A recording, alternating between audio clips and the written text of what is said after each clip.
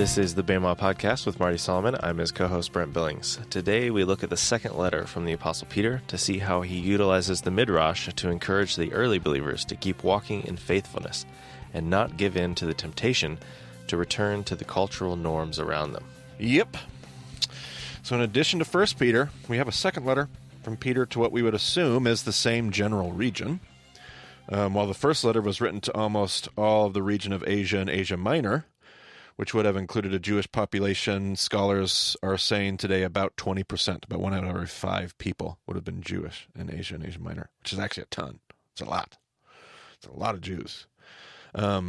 It's my opinion that his next letter, while meant to be heard by both Jewish and Gentile audiences, is aimed more specifically at the struggle of those Gentile converts. And again, if Peter spent all this time in those regions like Galatia and Cappadocia and Bithynia and those kind of things, he would have spent most of his time with Gentiles that weren't being included and welcomed by people like the Jews in the synagogues there.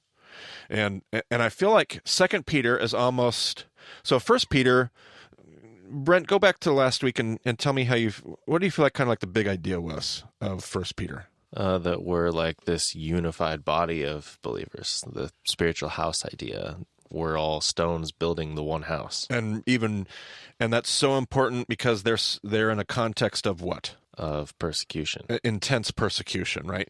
And so 1 Peter was like, hey guys, hang in there, keep walking out the faith, keep living in faithfulness. And 2 Peter's kind of like the other side of the conversation, because Peter's encouraging to do that in 1 Peter because the other temptation's going to be what, Brent? To just absorb into the culture. Exactly. Just kind of like, yeah, absolutely. Instead of keeping strong and standing in your conviction and having a distinctiveness, to just kind of like, I don't know if giving up's the right term, but just losing that distinctiveness and becoming, sitting in the middle of culture. So I think 2 Peter's kind of like the other side of the conversation of that they're struggling with. So I believe he's talking particularly with a special emphasis and focus on Gentile converts. And I believe this because of Peter's address. Go ahead and give me the first opening verses here of Peter, 2 Peter. It is a little bit of a different opening than 1 Peter. Simon Peter, a servant and apostle of Jesus Christ, to those who through the righteousness of our God and Savior Jesus Christ have received a faith as precious as ours. Okay, listen to that line. To those who through the righteousness of our God and Savior Jesus Christ have received a faith as precious as ours. Who's the ours? That's the Jews. The Jews. And so who through the righteousness of Jesus... Who is it that through the righteousness of Jesus received a faith as precious as the Jews? The Gentiles. It'd be the Gentiles. So that's where I'm getting my theory. So go ahead and give us a few more verses there. Grace and peace be yours in abundance through the knowledge of God and of Jesus our Lord. His divine power has given us everything we need for a godly life through our knowledge of him who called us by his own glory and goodness. Through these he has given us his very great and precious promises, so that through them you may participate in the divine nature, having escaped the corruption in the world caused by evil desires. All right, so he speaks of this. You've escaped that pagan world, this evil world, this evil desires. For a Jewish teacher, righteousness is the idea of generosity and kindness. I read Peter's address to say that because of the kindness and generosity of Jesus, the Gentiles have also received a faith just as precious as a Jewish faith.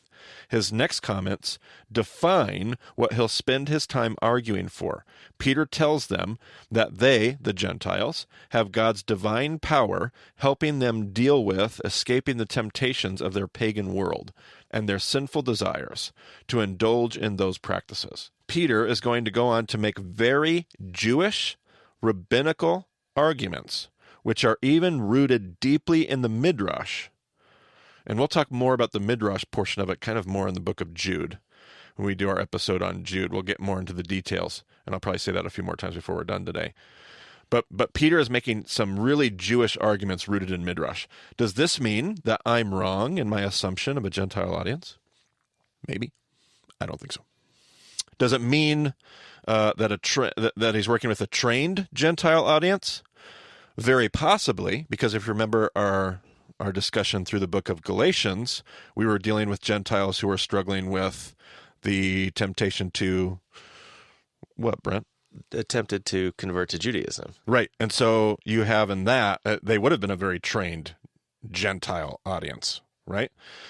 So maybe Peter feels free to reuse rabbinical arguments and stuff rooted in Midrash, because these are not your typical average, everyday, Ephesian Gentile. This is a Gentile potentially out of Galatia or some region like that. Does it mean that the Jewish audience, that there's still a Jewish audience along with these Gentiles that's going to assist in the reading and learning of these teachings? We've certainly seen that many times before. We have, absolutely. Does it simply show that Peter, and we're going to see that a lot through Revelation as well, too. I even actually thought about doing 2 Peter and Jude after Revelation and our study in Revelation, but I thought, well, that's just stupid. It's a dumb idea. So I rejected that idea. But I will encourage you maybe to come back after session 4 is all done and re-listen to 2 Peter and Jude in particular, because I think you're going to have a lot more stuff to work with, and these arguments are even going to make even more sense. Because it could be, and this will make more sense after Revelation, but it could be that Peter is simply trying to put God's text into context and let his words go to work. We haven't really made that point really strongly yet, but we're going to by the time session 4 is up. We'll hit really hard in Revelation. I sure hope so. We're not doing verse by verse for Revelation, but we're covering a lot of Revelation. We are. And if we don't do that, I fail session 4. Either way, Peter references some real humdingers as far as teachings go. The bulk of his letter is a plea to the Gentiles not to give in to the teaching of false teachers. Now, I think this is important. In our typical evangelical world, we immediately start thinking in terms of orthodoxy. I say false teachers, people think orthodoxy, and we kind of touched on this in session 3, Brent. Assuming that these false teachers are teaching incorrect doctrine and enticing them into wrong belief. But this is obviously not the case with a careful reading of the letter of 2 Peter.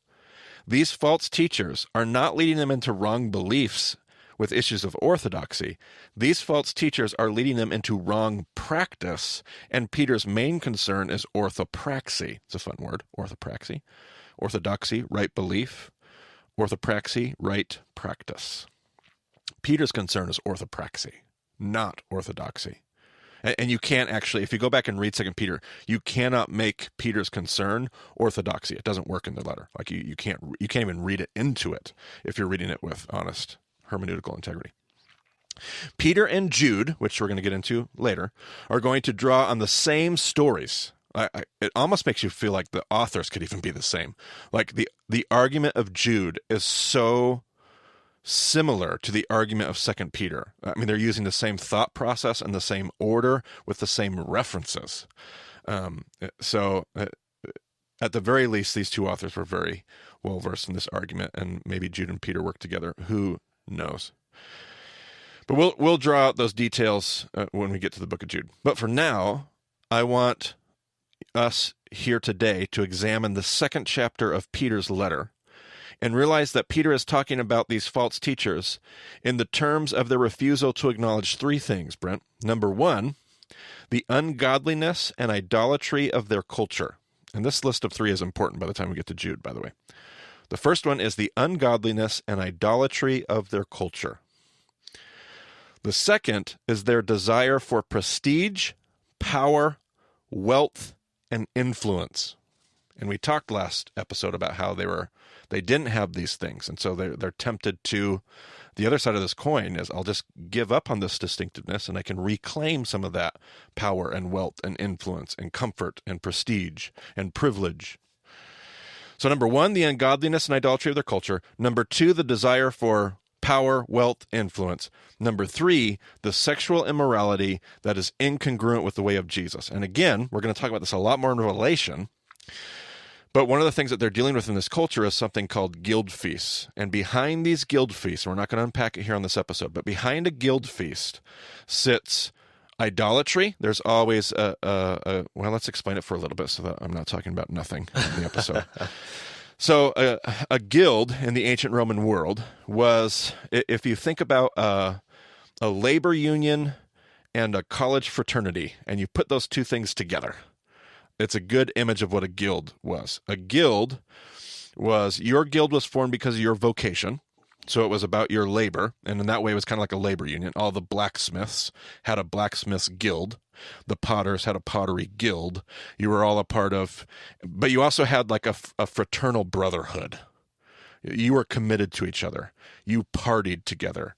You did life together. So it was a labor union, but it was also a fraternity. It was, and you actually had a monthly party. Most people associate them with the new moons. Every month you'd get together as your guild and you'd have a big work party. Now, these guild feasts were the experience was somewhat universal. They almost always had an idolatry component, which revolved around food. And almost all of them that we have record of observed their guild feast by the consumption of raw meat. You're eating raw meat. And that's because you're eating in reference to a god, because your guild had a god. And so this guild is... you might have the blacksmiths guild and their god is Zeus. And so you're eating a meal to Zeus. And the idea is that if I eat the raw meat and get the blood in me, then I'm getting the god in me. I am ingesting Zeus, and Zeus is now living through me. And so there's an idolatry component. But then on the backhand of those guild feasts, and if anybody happens to be... Man, is that what Jesus is doing with communion? I feel like John is definitely making a play on that. Absolutely. John is. Flusser didn't even believe Jesus even taught that in the Gospel of John, because it's just so un-Jewish. It's just such an un-Jewish idea that he says right, John made it up and put it in his gospel because of the contextual influence. I don't believe that. I think Jesus actually taught about it. And you've heard me teach on this in Turkey. I can't imagine John waiting for decades, wandering into a place like Pergamum, seeing a guild feast, and maybe for the first time and going, wait, you guys believe what? And having these words of Jesus been echoing, bouncing around in his head for years, decades. Like, what do I do with that day? That was a confusing lesson. I don't know what to, and then all of a sudden, boom, it lands. So yeah, this is the context. And at the end of these feasts, there was all kinds of sexual immorality. Prostitutes would come in to the guild feasts, and the rest of the evening was kind of this drunken debauchery, sexual immorality to the max. So that was a guild feast. And that's the culture in Asia and Asia Minor, in this Greco-Roman world, that they're surrounded by. So again, their temptation and what they're dealing with, the false teachers are leading these believers into the idolatry of their culture, number one. They're trying to tap into their desire for power, wealth, and influence, number two. And these false teachers are leading them into sexual immorality. And it's not the sexual immorality in itself, it's the cultural embrace of guild feasts, which have idolatry and sexual morality at their core. So when viewed alongside Peter's first letter, this becomes a great 1-2 punch, addressing the struggle of the Greco-Asian church. Let's actually, I said I want us to look at the second chapter of Peter. Brent, how about you read through the second chapter of Peter, and I'm probably going to stop you like almost every verse and just make, not that that's an unusual practice for me, but I'll make some comments on 2 Peter 2 here. If you say so. But there were also false prophets among the people, just as there will be false teachers among you. They will secretly introduce destructive heresies, even denying the sovereign Lord who bought them, bringing swift destruction on themselves. Okay, now it feels like, okay, but Marty, you said there's orthodoxy, denying the Lord. Now let's talk about how they're denying the Lord. Let's talk about if it's going to be, if there's any mention of belief in 2 Peter 2, or if this is about practice. Go ahead and keep reading. Many will follow their depraved conduct and will bring the way of truth into disrepute. That sounds like practice to me. Sure Okay, does. go ahead. In their greed, these teachers will exploit you with fabricated stories. Their condemnation has long been hanging over them, and their destruction has not been sleeping. For if God did not spare angels when they sinned, but sent them to hell, which is apparently the Greek word Tartarus, which is different than what Jesus was using. It's not Gehenna. That's correct. Interesting. Something for the listeners to look into. Yep.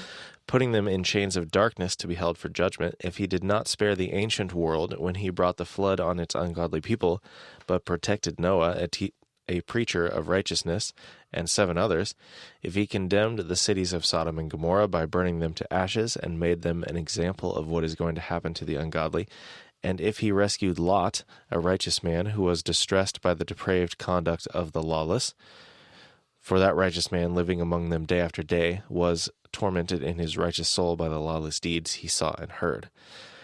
If this is so, then the Lord knows how to rescue the godly from trials and to hold the unrighteous for punishment on the day of judgment. This is especially true of those who follow the corrupt desire of the flesh and despise authority. Okay, so this is about orthopraxy, and there's a bunch of references to Midrash here that will be more deliberate in the book of Jude, and therefore that's where we're going to cover them. But we have angels in chains of darkness. Okay, that's going to be a reference to Midrash. We're going to have Noah, which is obviously not Midrash, but a lot of Midrash surrounding Noah. We have Sodom and Gomorrah and a reference to their depravity, which we've already seen in Ezekiel. What was the depravity of Sodom and Gomorrah, Brent? Stated very deliberately. They didn't take care of the aliens, orphans, and widows. Right. They were all about power and influence and idolatry. Jude is actually going to make reference to sexual immorality. It's actually the only mention of sexual immorality when it comes to Sodom and Gomorrah, and like 29 references in the scriptures. But we'll get to that when we get to Jude. So a lot of Midrash quotation here. I'm going to put that on pause for a few episodes until we get to Jude. But go ahead and keep reading. Bold and arrogant, they are not afraid to heap abuse on celestial beings. Yet even angels, although they are stronger and more powerful, do not heap abuse on such beings when bringing judgment on them from the Lord. But these people blaspheme in matters that they do not understand. They are like unreasoning animals, creatures of instinct, born only to be caught and destroyed, and like animals, they too will perish. And again, I really think that's a reference to conduct, not a reference to the orthodoxy of their teachings. It's what they're telling people to do. It's what they're engaging in the lives that they're living. That's how they're disrespecting authority. That's how they're heaping abuse, even on angels, Peter says here, which is, again, slightly colored by Jewish perspective, Midrash, that kind of stuff. But go ahead and keep reading. Well, moments ago, even we talked about, especially true of those who follow the corrupt desire of the flesh. That word for flesh is sarx, which we have talked about before. Correct. Animal appetites. And so this reference to, like animals, they will perish. Makes total sense. Absolutely. They will be paid back with harm for the harm they have done. Their idea of pleasure is to carouse in broad daylight. They are blots and blemishes, reveling in their pleasures while they feast with you. All right, so a reference to some feasting there, or guilt feast, who knows? It's kind of an arbitrary assumption on my part, but definitely behavior, definitely orthopraxy, which is the problem here. Footnote on that says some manuscripts say in their love feasts rather than in their pleasures while they feast. Oh, interesting. There is a love feast that Josephus makes reference to, but that would not be the same kind of feast that Peter would be referencing here. Different kind of love feast. Okay. With eyes full of adultery, they never stop sinning. They seduce the unstable. They are experts in greed, an accursed brood. They have left the straight way and wandered off to follow the way of Balaam, son of Bezer, who loved the wages of wickedness. Okay, now a reference there to Balaam. Balaam's going to get referenced in Jude. We'll cover more of that. But Balaam, what was driving the Balaam story? Wasn't Balaam being driven by idolatry, number one, a desire for power and prestige and wealth, number two? And now the book of Numbers doesn't say this, but book of Jude is going to absolutely reference it. And so is the book of Revelation. Balaam and Midrash is responsible for the Moabites seducing the Israelites right after Balaam's oracles in the book of Numbers. The very next chapter has the Moabites coming in and seducing Israel. And the Jews said, well, how did that happen out of nowhere? The Midrash teaches that Balaam was scared for his life because Balak was pretty mad. He wouldn't curse Israel. And so in order to save his life, Balaam tells Balak, well, if you want to upset the Israelites, just send your women. You have the most beautiful women on earth. Send your women in there to seduce them, and they'll commit sexual immorality. And so central to the Balaam narrative is sexual idolatry, a desire for power and prestige, and sexual immorality. That is central, the central tenets to the Jewish understanding of the story of Balaam. Now, we can say, oh, well, Marty, that's just Midrash. The problem is your New Testament on multiple occasions is going to affirm that Midrash. So your inspired New Testament agrees with that rendering of Balaam. So we can't really escape it. Go ahead. But he was rebuked for his wrongdoing by a donkey, an animal without speech, who spoke with a human voice and restrained the prophet's madness. These people are springs without water and mists driven by a storm. Blackest darkness is reserved for them. For they mouth empty, boastful words, and by appealing to the lustful desires of the flesh, they entice people who are just escaping from those who live in error. They promise them freedom, while they themselves are slaves of depravity. For people are slaves to whatever has mastered them. Definitely orthopraxy, definitely behavior here. If they have escaped the corruption of the world by knowing our Lord and Savior Jesus Christ, and are again entangled in it, and are overcome, they are worse off at the end than they were at the beginning. It would have been better for them not to have known the way of righteousness than to have known it and then to turn their backs on the sacred command that was passed on to them. Of them the proverbs are true. A dog returns to its vomit, and a sow that is washed returns to her wallowing in the mud. Yeah. Right, so this is Peter's big idea. You have to overcome the persecution and the suffering. That's 1 Peter. You have to overcome that. You have to endure in order to be different and tell a different story in the world. But you cannot give in to the ways of culture and lose your testimony either. It's the other side. It's the other side of the conversation. You have to remain committed to the mission of God. If any of this sounds familiar, it's because it is. We talked about this all the way back at the beginning of session 2, Brent. We talked about Joshua, Judges, living at the crossroads, and the idea of living in the what, Brent? In the tension, in the culture, in yes, Shephelah. In Shephelah, there we go. That was a word I was looking for. Living in Shephelah and that tension between the coastal plain and the Judah mountains. We were shown all the way back there at the beginning of the story what it looks like to live this life and live out eventually what would become the ministry of Jesus. We are reminded of that again here now with 2 Peter. God has always wanted a people at the crossroads of the earth. A kingdom of priests, we called it, ready to show the world what God is like. But the temptation to give in to the ways of culture will be strong, and we must be sure that we don't have any pig bones, to reference an earlier lesson. The mission of God has always been the same, has not changed. From the days of Joshua and Judges and the Shephelah to now in Greco-Asia, Greco-Roman culture of Asia and Asia Minor. The mission of God has always been the same. It has always been one story, and God has always been looking for partners. At different points in history, God has sometimes found those partners and sometimes struggled to find them. Which chapter of history will we be today? 2 Peter, Brent Billings. So we're probably going to get a few questions about the Midrash from this episode. So if people are curious about the Midrash, do you have any suggestions for them? We don't really have the Midrash is this thing that's massive and difficult to put your mind around. So how do you approach it? There's no casual way to approach it, I guess. There's no casual way to approach it. And probably if people are this deep into the podcast at session 4, they probably sent me that email a while ago, but just in case they're thinking of sending it to me either again or for the first time, there's no easy way to study the Midrash. There's a beautiful resource. Put this in your show notes, Brent. Safaria.org is a project put out by, if I understand it, some young Jewish Orthodox textual scholars. The old world would have called them lawyers. Not really scribes. Well, maybe, digital scribes. I like it. But literally 5 or 10 years ago, you did not have a way to even access the Midrash like this link we're going to give you. The Midrash is in Hebrew. so that is problem number 1. And you could find translations into the English in different places, but it's this massive, massive, massive encyclopedia. So if you go to that link at safaria.org, and what you're going to see is the main components of the Midrash. But click on any one of those components, and it's going to open up to a bunch of other components.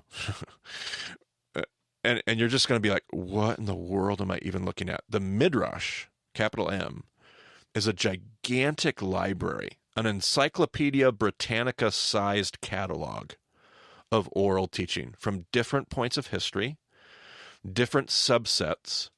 I've been at this for 12 years, Brent, and I just barely feel like I can poke my head in and kind of know some of the main streets of the neighborhood. Like I kind of know my way around Mishnah. I'm getting familiar with the Talmud and how it functions. I've been doing this very intentionally for 12 years. I don't know my way around the Midrash. these young Orthodox guys are putting this online and translating it into the English. And you'll actually find that not all of it's even translated into the English. But you will also find you can't use it. Without training, you're not just going to be able to get in there and just, use the Midrash. It just doesn't work that way. Orthodox rabbis spend 30 years studying this stuff to become ordained, which is why I'm so adamant that people don't call me rabbi with a capital R. I am not a rabbi. I have not put in that kind of time. I do not have that kind of knowledge. Orthodox rabbis today have spent decades devoting their entire lives to studying the Midrash so that they know it well enough that they can get all around the neighborhood, and they know what's in every building, and they know the addresses, and they know where to go. Like, I know some main streets. I kind of barely know how to navigate it. So the quick answer is, I'm giving you the long answer, but the quick answer is you can't just, how do I study the Midrash? And I hate to be a punk when people write me an email about that. You can't. It's going to require an entire life to understand the Midrash. What you can do is interact with the Midrash in the same way they always have interacted with the Midrash. It's the way that I've learned the Midrash. And that's simply to learn it from other Jewish teachers that are ordained. They are trained in the Midrash. So I've learned most of my Midrash from foremen. I've picked up some stories here and there with different resources that I've read, for sure. But most of the Midrash that I'm familiar with on a working level, I've picked up from foremen. Or maybe some really, especially when it comes to like New Testament, like 2 Peter or Jude, a really good study Bible, a really good contextual resource. Kind of opening that stuff up can be very helpful. Once you know what you're looking for, I'm now at the place where I can typically go find it in the Midrash so that I can quote it. I can find the source. But man, I've been at this for a long time, and it is not easy, and there's no easy way to go about doing it and learning it. Like, it'd be easier to say, how can I learn Talmud? Well, there's a few different ways you can learn Talmud, but Talmud's only a fraction of the Midrash. How can I learn the Mishnah? Well, we could learn the Mishnah. That's not a problem, but that's only a fraction of the Talmud, or a fraction of, well, it is a fraction of the Talmud and a fraction of the Mishnah.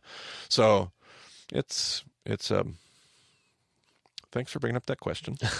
There's the really complicated answer. I will recommend, put this book in there, Brent. In your show notes, Brent will put this book, The Bible as It Was, by James Kugel.